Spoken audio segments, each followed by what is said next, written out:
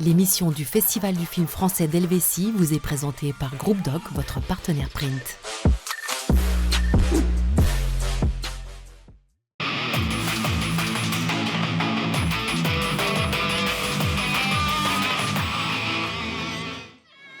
Un temps parfait pour aller au cinéma pour le coup d'envoi du Festival du film français d'Helvétie mercredi après-midi.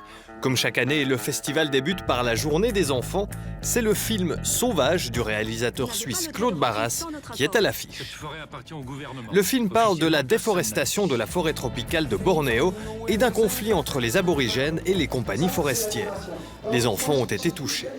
Ça m'a rendu triste de savoir que ça peut se passer en vrai. Ça dit de protéger de la nature au lieu de fabriquer de l'huile de palme. Ce qui m'a marqué, c'est qu'il y avait des gens qui voulaient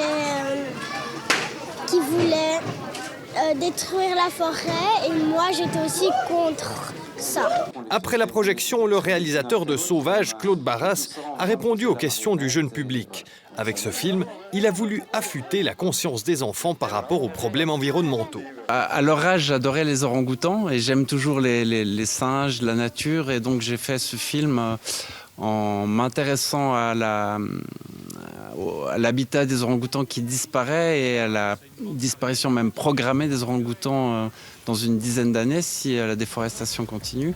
Et donc l'idée, c'est de donner aux enfants envie de s'intéresser à l'huile de palme, peut-être à moins en consommer, et aux parents peut-être aussi de réfléchir à qu'est-ce qu'on mange et comment on peut agir sur le monde depuis ici de manière un peu magique en faisant attention à notre consommation. Un thème lourd, enrobé d'humour, sous forme d'un film d'animation, à découvrir sur les écrans des cinémas suisses à partir du 16 octobre. Dans la même thématique que Sauvage et le film de préouverture qui est montré mercredi soir au FFFH, c'est Le Monde à l'envers de l'aventurier et cinéaste Nicolas Vanier. Avant de rencontrer le réalisateur, voici un extrait de la bande-annonce. Hello la team, on n'a pas le temps de boire un café aujourd'hui, qu'est-ce que ça dit Tokyo? 2 millions de bénéfices sur la journée. C'est qui le patron? Toute la France touchée par la sécheresse. Y a plus rien, y a plus de téléphone, plus d'internet, plus rien.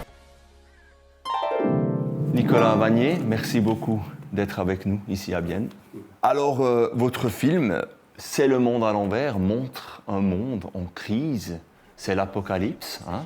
Et puis, une famille parisienne plutôt riche part de la capitale et va à la campagne pour vivre une nouvelle vie dans une ferme.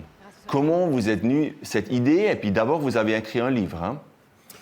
Oui, c'était une histoire qui au début était un roman. Elle résulte d'une inquiétude et d'une espérance. Une inquiétude parce que de façon mécanique, on sait qu'on ne peut pas continuer dans un monde où on consomme en 8 mois ce que la Terre produit en 12. Mécaniquement, ça ne peut pas fonctionner. Nous savons qu'au regard du réchauffement climatique, on va vers des catastrophes.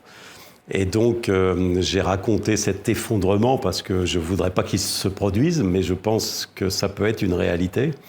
Mais j'ai voulu aussi en faire surtout un film joyeux, optimiste, qui parle de ces valeurs de solidarité, de partage, d'une certaine idée de la relation à la nature, qui est quelque chose qui me paraît très très important aujourd'hui et surtout pour l'avenir. Alors parlons d'abord droit du début justement de votre film, de cette sorte d'apocalypse. Vous venez de le dire, le monde va extrêmement rapide.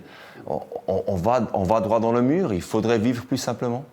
Encore une fois, mécaniquement, nous savons que c'est impossible de continuer comme nous vivons actuellement.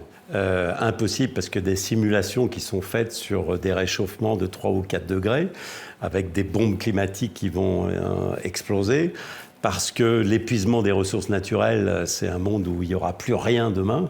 Donc il faut que nous changions, c'est inévitable. Alors dans mon film, votre famille principale, avec le papa qui est un homme d'affaires, Michael Youn, vont vivre dans une ferme où ils rencontreront une autre famille. Et là, ils commenceront à vivre ensemble, à essayer de vivre ensemble. Est-ce que c'est ça qui peut sauver le monde, être plus autonome? Je pense que nous devons faire preuve de plus de sobriété. On doit moins gaspiller. C'est un chantier immense.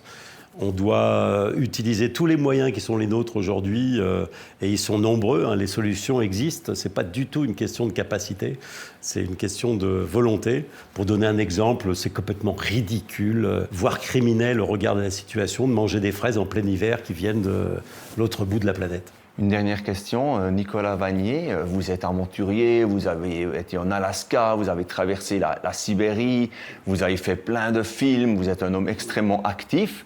Des fois, vous dites, j'aimerais aussi aller vivre dans une ferme, loin de la société, et vivre ma vie tranquille. Je me dis jamais ça, parce que je vis dans une ferme, loin de tout, où je suis complètement autonome. Si une situation telle que celle qui est décrite au début de cette histoire se produit, moi je vivrais très bien. J'ai des poules, j'ai un potager, j'ai un verger, j'ai absolument tout ce qu'il me faut. J'ai de l'eau, j'ai de l'électricité avec des panneaux solaires. Et j'aime cette indépendance, elle m'est indispensable. Et surtout, ce qui m'est indispensable, c'est les arbres, les forêts qui m'entourent. Je ne peux pas vivre autrement. Une vie de rêve. Merci beaucoup pour cette interview. Je vous en prie. Cette première émission consacrée au FFFH 2024 touche à sa fin. Voici un petit aperçu de ce que vous pourrez voir en salle vendredi. Oui, et toi, pas encore. Non, mais j'ai regardé des films sur ta télé. Ouais, c'est vrai. Mais tu vas voir, le cinéma, c'est complètement différent. J'avais trouvé ma maison. Je peux y aller, c'est pour le ciné-club. Vous avez essayé le crowdfunding? On décrit un projet, les gens ils donnent ce qu'ils veulent. Action! Chaque matin, les adhérents se retrouvent dans la salle à manger pour prendre leur petit déjeuner. Mais qu'est-ce qu'il fait là? Mais je sais pas... Et pourquoi s'arrêter de peindre sur cette partie? Je sais pas, c'est quelque chose qui vient, c'est une image, une émotion, je me fiche des détails. Je veux faire ma création à moi. Tu dois aller vers là. La poésie, c'est une maladie. Quand tu l'as, tu peux pas faire autre chose que ce que tu fais. L'émission du Festival du film français d'Helvétie vous a été présentée par Groupe Doc, votre partenaire print.